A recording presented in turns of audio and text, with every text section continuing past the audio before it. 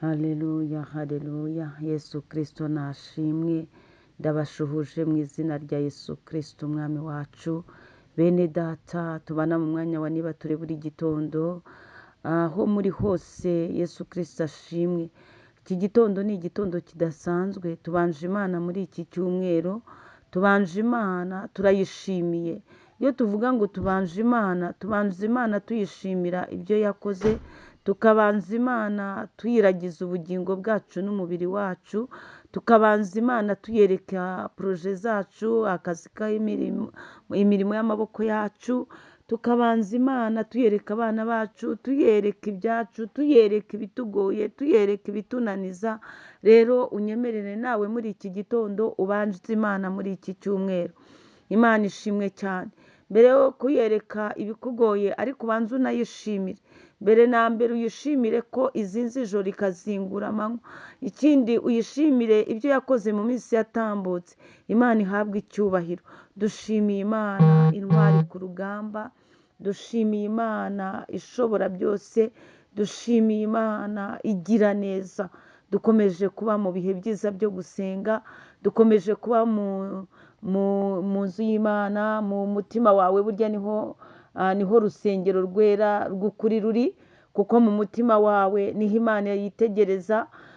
Utangire rero ujye utunganya urwo rusengero rwawe rwera, ni umutima wawe, kuko iyo watunganyije ibyo mu mutima wawe bisesekara n'inyuma, umuntu wese akamenya yuko wanga ibibi, wanga ibyaha. Imana ishimwe. Nabasuhuzaga rero abo tubana mu mwanya wa niba turi buri gitondo, aho muherereye hose, inshuti zanjye, abakristo b'itorero Elayono Mountain Church mu Rwanda. Imana ibanezeze ibahe umugisha. Iki cyumweru muzahirwe, Uwiteka adudubize umugisha mu biganza byanyu, kandi uburinzi bw'Imana bubagwireho. Wowe urwaye ukire mu izina rya Yesu Kristo wa Nazareti. Imbaraga z'Imana zikukure kuri icyo gisasiro cy'uburwayi mu izina rya Yesu. Imana ikuzuza amashimwe. Nawe uri mu bibazo bitandukanye, ubona ukuboko kwera kw'Imana kukugirira neza. Imana ihabwe icyubahiro. Iki gitondo muri kumwe na Bishop Leonira, umushumba w'itorero Elayono Mountain Church mu Rwanda. Nifuje ko iki cyumweru tuganira ku ijambo ryitwa urukundo. Yesu Kristo ashimwe. Urukundo ni inkingi yubaka ubuzima butandukanye. Urukundo kandi ruhebuje ibintu byose kuba ingenzi. Urukundo, teme y'iki cyumweru ni urukundo. Urukundo ruhebuje ibintu byose kuba ingenzi. Imana ishimwe cyane. Urukundo, iyo umuntu adafite urukundo aba afite urwango.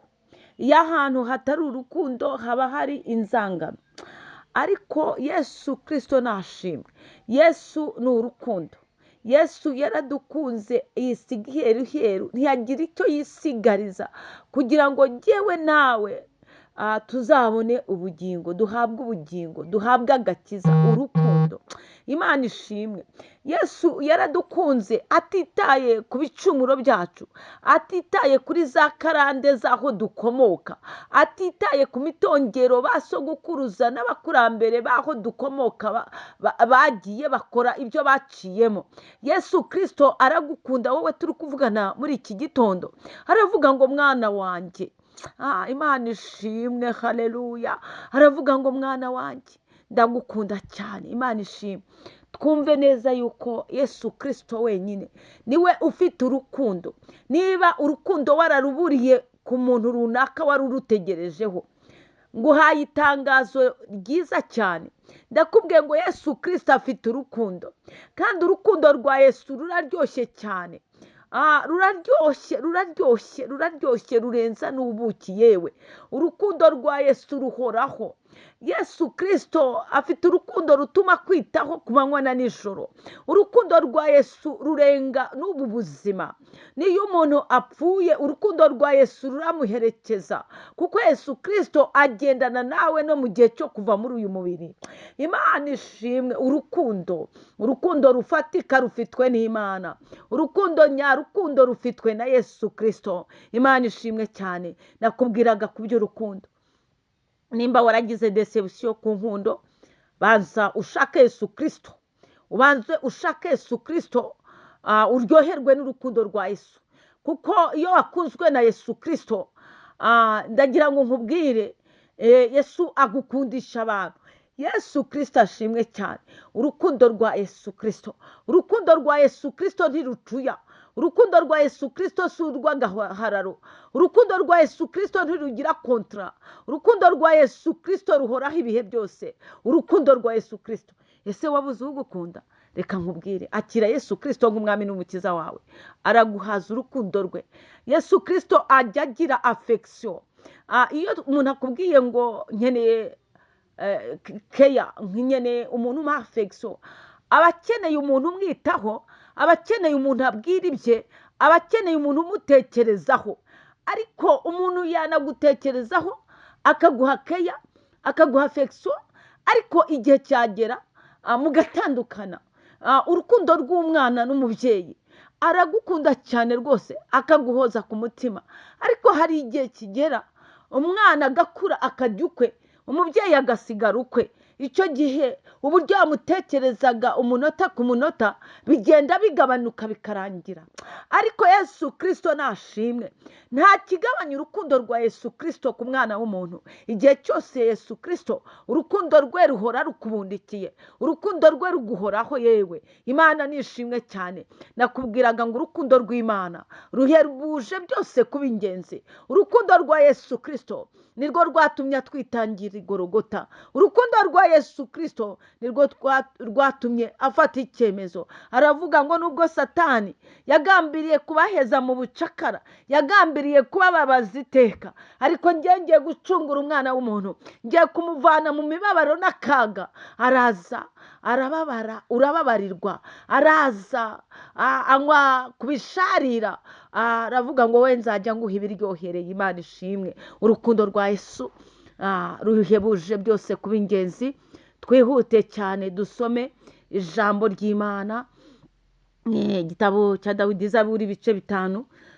Turisomera umurongo wa 13.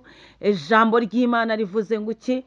Ngo kuko uzaha umukiranutsi umugisha, Uwiteka azamugotesha urukundo, uzamugotesha urukundo rwawe nk'ingabo. Imana ishimwe. Haleluya.